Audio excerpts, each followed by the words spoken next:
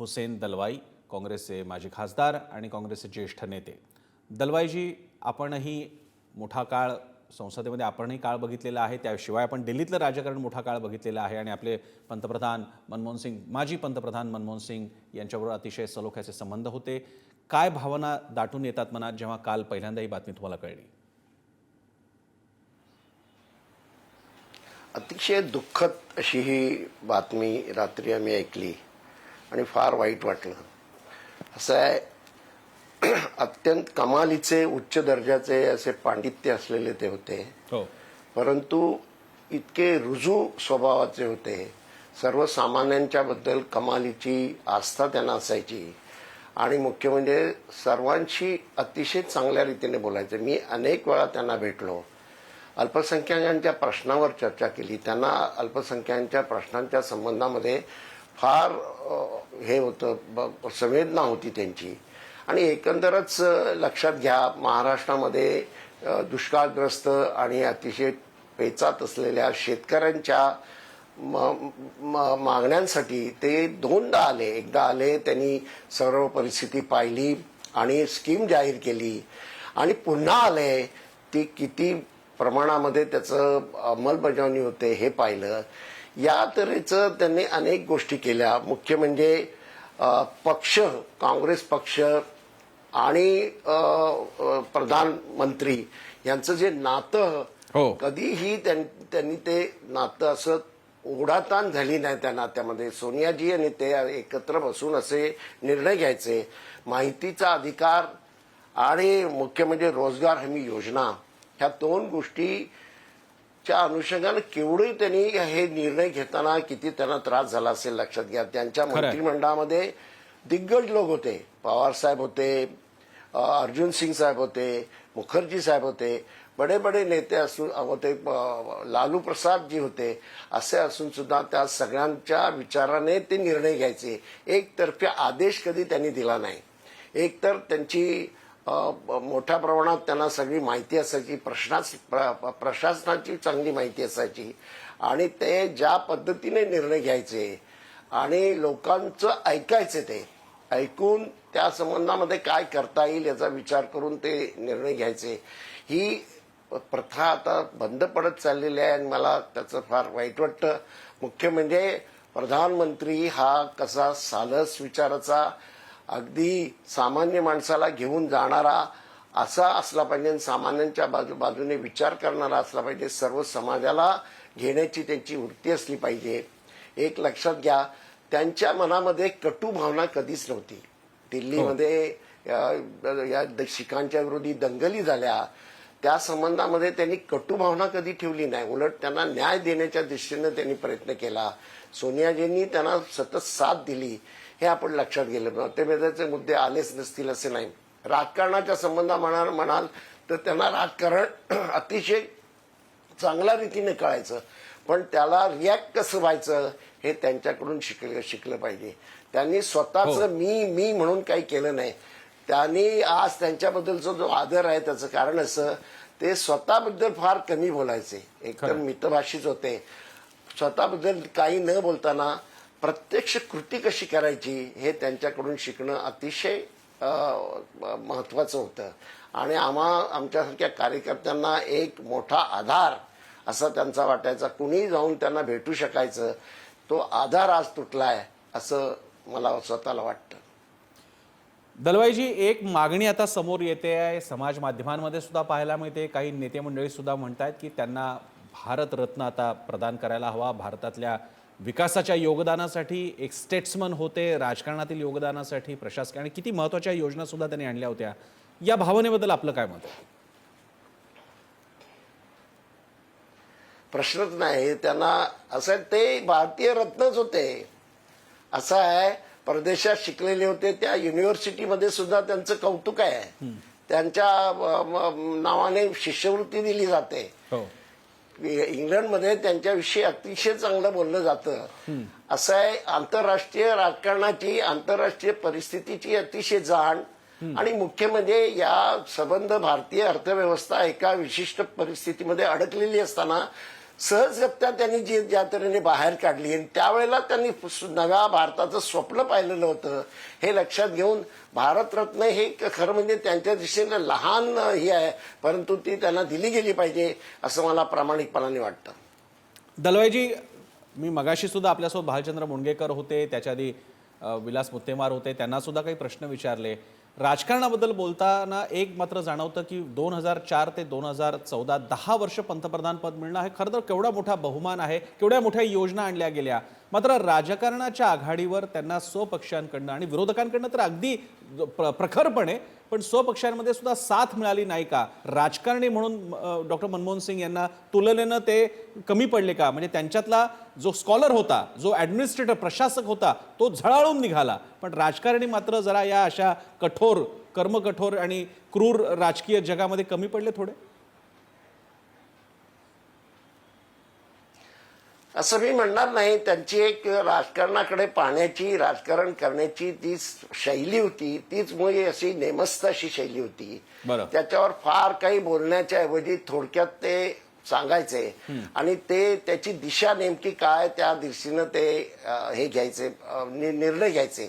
एक लक्षात घ्या, सोनियाजींनी त्यांची जी कमिटी होती तिच्या वतीनं 2 मुद्दे आणले. एक तर ह्याची काय ते अल्पसंख्याकांच्या संबंधामध्ये आणि माहिती अधिकाराच्या संबंधात, रोजगार हमीच्या संबंधात हे त्यांनी घेतले आणि त्याचं अंमलबजावणीही केली, हे लक्षात घेतलं पाहिजे. सच्चार कमिटीच्या संबंधामध्ये काही गोष्टींच्या अंमलबजावणीच्या संबंधात मी 3-4 वेळा त्यांना भेटलो आणि मला ते एकदा असं म्हणाले, आपल्या पक्षाचं थोडंसं याबद्दलचे मतभेद आहेत आणि म्हणून मी ती ताबडतोबीने काही गोष्टी करत नाही आहेत असं मला सांगितलं. तेव्हा मी फार आग्रही राहिलो नाही.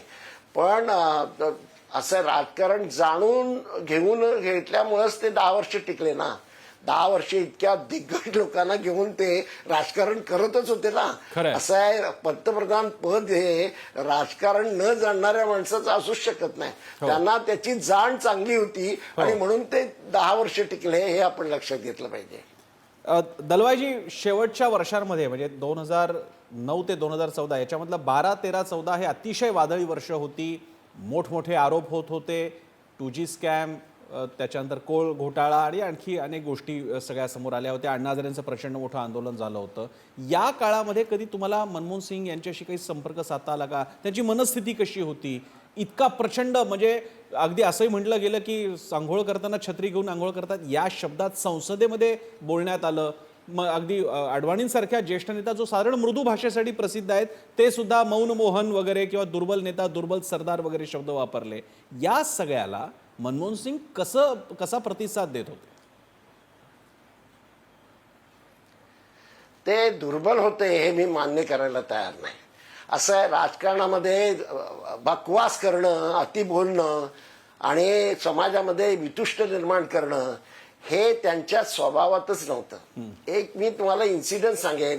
त्यांनी याची दिल्लीमध्ये ह्याची लोकसभेची इलेक्शन लढले होते आणि त्यावेळेला मी त्यांच्या घरी गेलो तर ते घरी बॅनर स्वतः उचलून इकडे तिकडे ठेवत होते.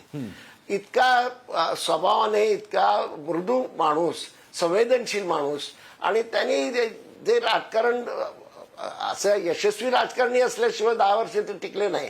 राजकारण त्यांना जमत होतं आणि शेवटच्या काही काळामध्ये बीजेपीने जे संबंध त्यांच्या विरोधात वातावरण निर्माण केलं, त्यांच्याविषयी अतिशय वाईट शब्द वापरले गेले, तरीही ते कधी त्यांच्या मर्यादेच्या पलीकडे गेले नाही. राहुलजींनी सुद्धा एकेकाळी त्यांच्या संबंधामध्ये त्यांनी केलेल्या निर्णयाच्या संबंधात ज्या पद्धतीने त्याचा विरोध केला त्याबद्दल सुद्धा ते काही बोलले नाहीत. कारण त्यांचे आणि सोनियाजींचे संबंध हे अतिशय चांगले होते आणि दोघांची सातत्यानं कुठे ना कुठेतरी संवाद होता आणि त्याच्यातून ते सहजतेने पुढे जात होते. पण या सगळ्यामध्ये दलवाईजी, मी पुन्हा काही थोडेसे वेगळे प्रश्न सुद्धा विचारावे लागतील. कारण या सगळ्या काळामध्ये म्हणजे एकीकडे 2009च्या नंतरचं सत्ता ही त्यांच्या प्रतिमेमुळे आली होती, असं असताना सुद्धा प्रतिमा कोणाची, यश नेमकं कोणाचं याबद्दल प्रश्नचिन्ह उपस्थित करणं नॅशनल ॲडव्हायझरी कमिटी अशा प्रकारचं एक सुपर पॉवर सेंटर, सत्ताबाह्य सत्ता केंद्र तयार होणं आणि त्याद्वारे मूळ प्रशासकीय संविधानात्मक व्यवस्था, त्याच्या बाजूला एक समांतर व्यवस्था, या सगळ्यामुळे घेरले गेले होते मनमोहन सिंग? असं मला नाही वाटत. असं आहे, नॅशनल जी committee, Advisory Council. National advisory committee जी होती हो. ती सरकारला अनेक प्रश्न जाणून ती कमिटी शेवटी एक लक्षात घ्या, त्या कमिटीमध्ये सोनियाजी त्याच्या चेअरमन जरी असल्या तरी सामाजिक काम करणारे बरेच लोक त्याच्यामध्ये होते. ते काही सूचना करत होते. त्या सूचना सरकारपर्यंत नेल्यानंतर एक तर लक्षात घ्या, मनमोहन सिंगजींचं केवळ त्या कमिटीचंच ऐकत होते असं नाही. सामान्य माणसाचं काय दुःख आहे, त्याचं त्याला काय पाहिजे हे त्यांच्या लक्षात आणून दिल्यानंतर त्याकडे ते लक्ष द्यायचे आणि त्यामुळं ते काहीतरी द्वंद्वात्मक रिलेशन्स होती असं समजण्याचं काही कारण नाही. उलट त्याचा फायदा त्यांनी घेतला आणि त्याच्यातून काही चांगले निर्णय घेतले गेले, हे महत्वाचं आहे. आणि ते निर्णय आज या देशाला पूरक झालेले आहेत हे आपण लक्षात घेतलं पाहिजे. म्हणजे त्यांचा हट्ट असा नव्हता की हा निर्णय काही झालं तरी मी घेणार नाही, कारण देशाच्या योग्य ह्याच्या भल्यासाठी जर निर्णय घ्यायचा असेल तर तो त्यांनी घेतला. आणि मला नाही असं वाटत की ते फार नरम बिरम होते. ते स्वभावाने तसेच होते, म्हणजे दाखवत नसत, पण निर्णयाच्या संबंधामध्ये पक्के होते. एक लक्षात घ्या, ते जेव्हा अर्थमंत्री झाले, त्या अर्थमंत्री झाल्यानंतर त्यांनी सबंध अर्थव्यवस्था त्या ज्या ह्याच्यात अडकलेली होती, ज्या स्थितीमध्ये, त्याच्यातून बाहेर काढण्याचं काम त्यांनी केलं. हे त्यांची हिंमत असल्याशिवाय केलं काय? त्याला राजकारण कळत असल्याशिवाय करू शकले का असं मला वाटत नाही. दलवाईजी, एक आणखी किस्सा म्हणजे त्यांचा तो सगळा, मी पुन्हा तो जो 2012 ते 14चा काळ होता, त्या काळात ज्या अनेक गोष्टी घडत होत्या, पुस्तकं बाहेर येत होती आणि बरोबर त्या नेमक्या काळात येत होती. त्यांच्या पुस्तकावर कोणी बॅन नाही आणली, ही गोष्ट वेगळी होती. एक चित्रपट सुद्धा आला नंतर आणि त्याच्या आधी एक पुस्तक आलं होतं, ॲक्सिडेंटल प्राईम मिनिस्टर संजय बारू यांनी लिहिलं, जे त्यांचे सचिव होते. आणि त्याच्यामध्ये त्यांनी अगदीच जे वल्नरेबल, एखाद्या माणसाची एक अशी नाजूक बाजू सुद्धा असते, काही ॲडजस्टमेंट असतात, या सगळ्याच गोष्टी बाहेर आणल्या. त्यांचे आणि काँग्रेस पक्ष, त्यांचे राहुल गांधी, सोनिया गांधी यांच्याबरोबरचे संबंध आणि सगळ्या गोष्टी, या गोष्टींकडे तुम्ही कसं पाहताय? त्याच्यामुळे दुखावले गेले होते का मनमोहन सिंगजी? आणि ॲक्सिडेंटल प्राईम मिनिस्टर हा जो एक कथक, एक मिथ्यक तयार झालं नॅरेटिव्ह, त्या नॅरेटिव्हकडे आपण आता कसं पाहताय? असं ऍक्सिडेंटल प्राईम मिनिस्टर कसं म्हणता येईल? त्यांनी त्याच्या आधीच्या काळामध्ये जे काम केलं होतं, विशेषतः आपली अर्थव्यवस्था एक अडकलेली होती हे लक्षात घ्या, ती पुढे नेण्याच्या दृष्टीनं कोण त्यातले त्यात आहे तर मनमोहन सिंग आहेत, ह्याचा विचार केला गेला आणि ते प्रधानमंत्री झाले. 5 वर्ष राहिल्यानंतर त्यांचं प्रधानमंत्रीपद जर चांगलं नसतं तर ते राहिले नसते ना. पुढे परत 10 वर्ष राहिले हे लक्षात घ्या. त्याचं कारण कुठे ना कुठेतरी त्यांचं संबंध देशाच्या अर्थव्यवस्थेकडे, समाजाकडे पाहण्याचा जो दृष्टिकोन होता, तो दृष्टिकोनाचा भाग होता.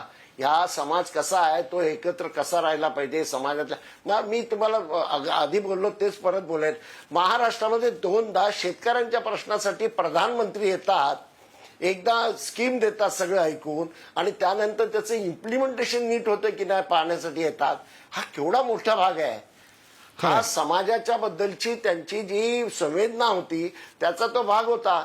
आणि ही संवेदना लक्षात न घेताना फक्त राजकारण ज्यांना राजकारणच करायचं होतं, ते ज्यांनी राजकारण केलं आणि त्यांच्या विरोधी काय हवं ते बोलले, ते आज काय करत आहेत? आज समाजामध्ये वितुष्ट निर्माण करत आहेत, समाजाला तोडण्याचं काम करत आहेत. संबंध भारत एक ठेवण्याचं जे काम होतं त्याच्याऐवजी वेगळंच काहीतरी करतायत. एक लक्षात घ्या, मनमोहन सिंगांच्या संबंध विचारामध्ये महात्मा गांधी सातत्याने होते आणि महात्मा गांधी सतत गरिबांच्या बद्दलचा विचार करायचे आणि महात्मा गांधी सतत अहिंसावादाचा विचार करायचे. त्याच्यातून त्यांचं व्यक्तिमत्व घडलं होतं हे आपण लक्षात घेतलं पाहिजे. दुसरं असं, ते परदेशात राहिल्यामुळं, तिथे त्यांची PhD वगैरे झाल्यामुळं त्यांना आधुनिकता काय याची नीट कल्पना होती आणि या देशाला संबंध मागासलेला हा देश आहे, याला पुढे नेण्यासाठी काय केलं पाहिजे याची जाण असल्यामुळं त्यांनी याला एक गती देण्याचं काम केलं. हे आपल्याला विसरून चालणार नाही. धन्यवाद दलवाईजी, आपण सविस्तर प्रतिक्रिया दिली, विश्लेषण केलं आणि आपलेही विचार मांडलेत. हुसेन दलवाई आपल्यासोबत होते. पंतप्रधान मनमोहन सिंग यांच्याबरोबर दीर्घकाळ ज्यांचा स्नेह राहिला ते हुसेन दलवाई. दरम्यान